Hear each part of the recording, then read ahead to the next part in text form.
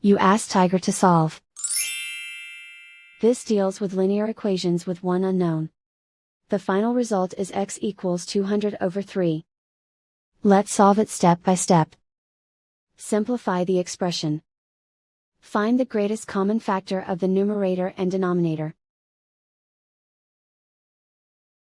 Factor out and cancel the greatest common factor. Swap sides.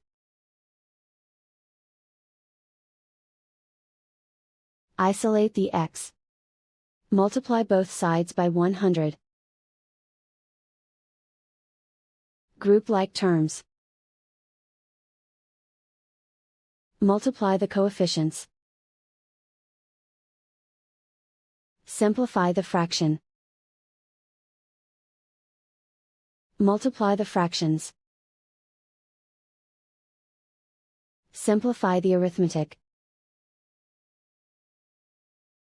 And so the final result is x equals 200 over 3.